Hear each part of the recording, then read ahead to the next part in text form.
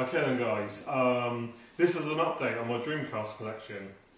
Basically, I get paid very soon, and I'm just thinking, I don't really want to buy any more Dreamcast games. Now, I think a lot of it is literally I brought far too many very quickly. And I don't know, I reckon out of the 130 games I've got, I have got a lot of good stuff. I've got loads of good games, and I've discovered a fair few games as well which I hadn't played before, which I'm really glad I now own. But what I'm thinking now is I've got about another 85 odd games to get in order to get a complete collection.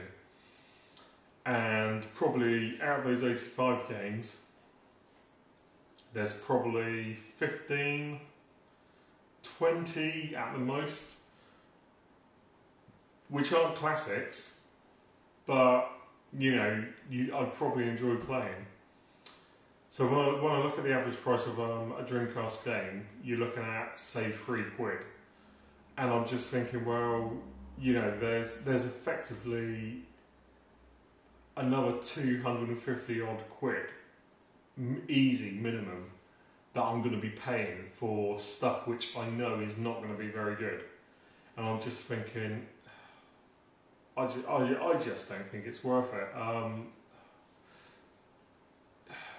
It's difficult because I certainly don't want to diss anybody else who's collecting games, and I know there's obviously people like Ian. Ian's going for his complete Japanese Mega Drive collection. X-File 2708 is obviously going for his complete PAL Mega Drive collection, and you know, I think it's amazing that you can be that focused. And but I don't think it's for me. I've never really been into collecting things in the past, and but I am one of these people that I'll get an idea in my head and then I've got to do it. It's like tunnel vision, and that is it. And that's what's happened with this. And it's not that I've got the money. I've got the money, but I just can't be bothered. So I don't know. I really don't know what to do now. I don't know whether, well, I've got this many games, I might as well get them all. But who am I really going to impress? I'm not going to impress myself, because I already know that a lot of the stuff that I'm going to be getting is not very good. I'm certainly not going to be impressing my wife or kids.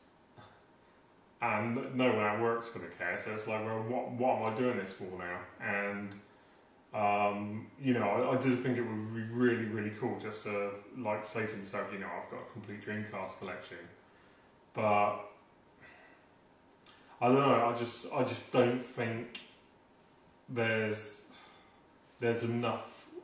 There's a hell of a lot of games out there which I still want to play on other systems as well as the Dreamcast.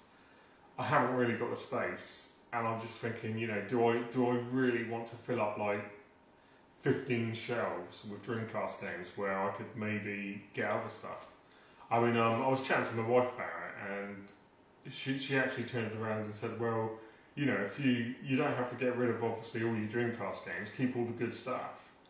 But then if why not look at other systems and then maybe get, I don't know, the best 20 games on like 5 other systems, and then that way you know that those games you're always going to play because they're really good, which I quite like the idea of. But yeah, I just don't know. I mean, I picked up Spider-Man the other day. I paid 18 quid for it, and it's not very good. I paid 15 quid for Spawn. Again, it's not very good. And I'm thinking, you know, that's £30, which I could have probably put towards some really good SNES games, or you know, some really good Master System games. So I don't know now. I'm just thinking that maybe I should just go for games which I know are good and that I know I'm going to play, and worry about the prices again. I mean, Evolution. I'm so pissed off that I got screwed over by that German Amazon seller, because pretty much everything that's suddenly going up on eBay now, they're asking like 100 quid for it, 150 quid. And again, it's supposed to be alright, but I'm not paying £100 on a game which is just supposed to be alright. It's utterly insane. So I don't know. I'd imagine that quite a few of you are probably going to be quite disappointed with this and think, oh, he's just like chickening out. He's thrown in the towel too easily, and maybe I am, but I don't know. I got sent some Master System games the other day, and there was some really good stuff in it. And I've been looking on eBay. And I've been thinking, like, oh, I really like the idea of maybe picking up a few old Mega Drive games I used to play. I've been watching Lefarius's SNES videos and thinking, oh, there was some really good stuff in the SNES. Maybe I should look into getting some of those.